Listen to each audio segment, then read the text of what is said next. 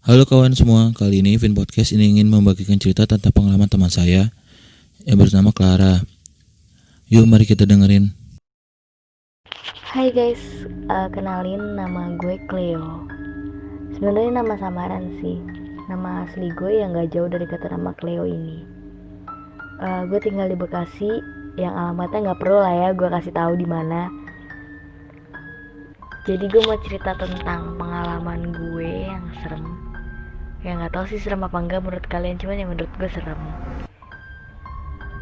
Gue main di rumah temen gue yang jauh dari kata tetangga. Sebenarnya semenjak gue abis main di rumah temen gue ini, gue banyak ngalamin kejadian-kejadian yang aneh. Cuman dari sini ya gue cerita. Jadi awalnya itu gue main sama teman-teman gue di rumah teman gue yang jauh dari kata tetangga ini, yang di sekeliling rumahnya itu kebun, pohon-pohon besar. Dan kita normal-normal. Awalnya kita normal-normal aja mainnya. Terus di satu ketika gue ke depan rumahnya dia, gue untuk menutup pintu, dan gue ngeliat di sebelah kiri ya, sebelah kiri rumah dia itu tuh kayak pohon nangka gitu kan, kayak pohon nangka yang menurut gue tuh serem banget cuy. Dan gue tatapin terus nih pohon nangka, ada yang salah nggak nih dari pohon nangka. Ternyata di situ gue ngeliat yang seharusnya nggak gue lihat. Gue ngeliat bentuknya sih kayak manusia, cuman dia tuh gede banget, rambutnya gondrong, mukanya merah, dan dia berusaha kayak mau nusuk gue gitu, cuman dia bawa tombak. Di situ gue pingsan. Gue udah nggak apa nggak udah gue nggak sadar apa yang gue lihat tuh, gue udah nggak sadar. Terus setelah gue ngalamin itu, banyak banget kejadian-kejadian aneh yang selalu ngedeketin gue, yang selalu ada di sekeliling gue gitu. Kayak gue ketemu orang-orang aneh, atau emang gue nya aja sih yang aneh, cuma menurut gue ini aneh. Jadi awalnya itu gue punya mantan, panggil aja mantan gue ini si D, dan dia punya temen namanya Bang A. Gue nggak bisa sebutin namanya karena menurut gue ini privacy banget, apalagi nama ya. Ya sebutin aja ini Bang A. Gue bisa ngeliat kalau misalnya si Bang A ini megang, ya kalian tau lah ya megang apa, ngerti gak sih? Kayak dia punya pegangan gitu, dan pegangannya dia ini, sorry ya, ya pokoknya pegangannya ini semacam harimau apa macan gitu, gue nggak bisa bedain, aduh malu banget nggak sih, ya pokoknya semacam harimau atau macan. Terus dia kayak berusaha untuk nyerang gue, sama kejadiannya kayak awal yang cerita pertama yang gede, orang gede itu dia mau nyerang gue juga. Terus uh, gue tanya sama si dia, gue tuh the point dong, gue nanya karena namanya juga gue amatir, maksudnya gue kayak yang gue baru ngerasain hal-hal aneh ini tuh baru, jadi kayak ya udah gue tuh the point aja. Ya gue bilang, kalau ini pegangan lo kasih makan apa ini, tumbal. Dia marah, dia berusaha kayak mau ngamuk gitu, cuman dia tahan. Gimana ya, kayak orang kerasukan pegangannya sendiri gitu, kayak dia tahan aja. Terus udah kayak gitu,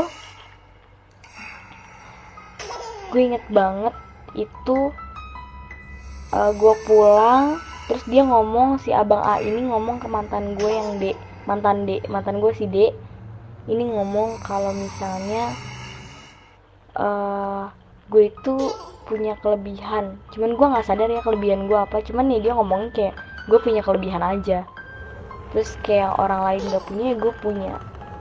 Nah di situ gue, mantan gue ngomong ke gue, ya gue minta temuin ke si bang A, si bang A ini gue minta temuin ke si bang A untuk nanya maksudnya apa yang dia omongin itu.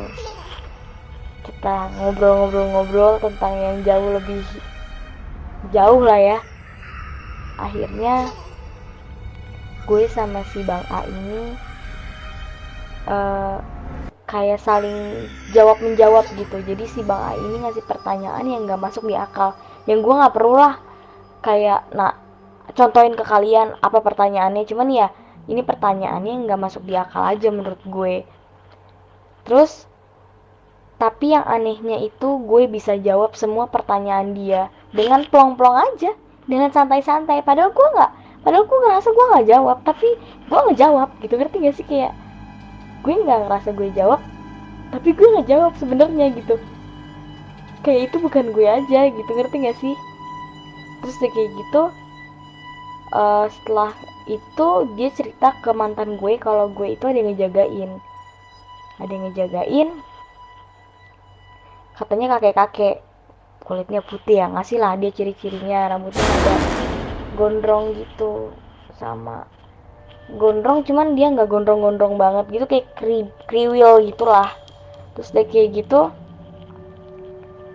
eh gue minta temuin lagi, itu gue sering ketemu lah ya sama si Bang A ini jadinya. Terus digambarin lah sama dia si ada yang ngejagain gue, ternyata gue shock banget yang ngejagain gue itu ternyata kakek gue sendiri. Itu gue shock banget, gue nangis ada-adanya. Dari situ gue tahu yang ngejagain gue itu kakek gue sendiri. Ya gue maunya ini berhenti lah, maksudnya gue jadi aneh banget, gue jadi manusia aneh, jadi kayak apa-apa tuh gue sangkutin sama gaib gitu, ngerti gak sih? Kayak hal yang kecil pun gue sangkutin ke gaib. Jadi karena gue masuk ke dunia gaib ini, ya hal kecil pun gue sangkutin ke gaib. Jadi gue nggak mau lah kayak gini, gue bisa gila, gue mikirnya gue bisa gila kayak gini. Akhirnya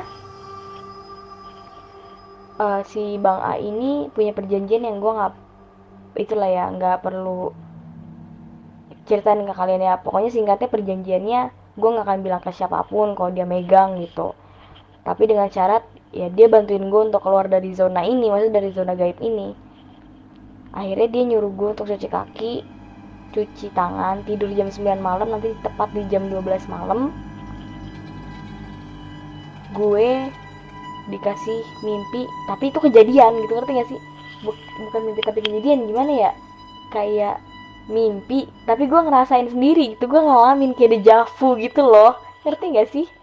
Kayak dejavu. Jadi tuh di mimpi gue itu tuh ada si orang yang gede bawa tombak tadi yang pertama yang di rumah temen gue yang di pohon nangka.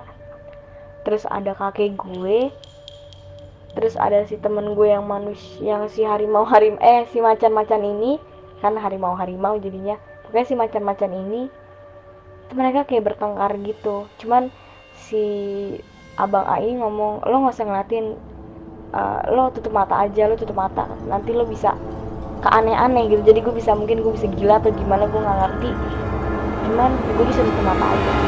Gue tutup mata, yang gue rasain tuh badan gue sakit semua, gue rasa kayak ambil semua setengah tubuhnya, apa ya, setengah raga gue tuh diambil. Jadi gue lemas banget, kayak itu lemas, sakit semua badannya. Sampai situ ya udah, gue tahu ternyata yang ngejagain gue itu kakek gue sendiri, dan gue banyak ngalamin hal-hal aneh. Akhirnya gue keluar dari zona ini. Ya udah di situ malam itu gue berusaha untuk ngakhirin semuanya, kayak udah gue udah capek banget kayak gini, anjir gue udah ngalamin hal-hal aneh serem ini. Dan ya udah akhirnya gue kebangun pagi, kayak keringetan, abis nangis, mata gue sembab ya, kayak orang abis nangis padahal gue tidur, tapi kayak abis nangis kejer aja, kayak abis nangis sejam 2 jam, sampai bengkak banget mata gue. Akhirnya ya udah di situ gue udah jarang ngalamin hal-hal gaib, cuman masih sering sih, cuman ya nggak sebanyak kayak sesering yang kayak yang udah. Tapi nanti kalau gue ada waktu gue bakal cerita ini lagi sih. Ini lebih gokil banget, ada lebih gokil. Dan ini gue bakal ceritanya sama saksinya langsung gitu.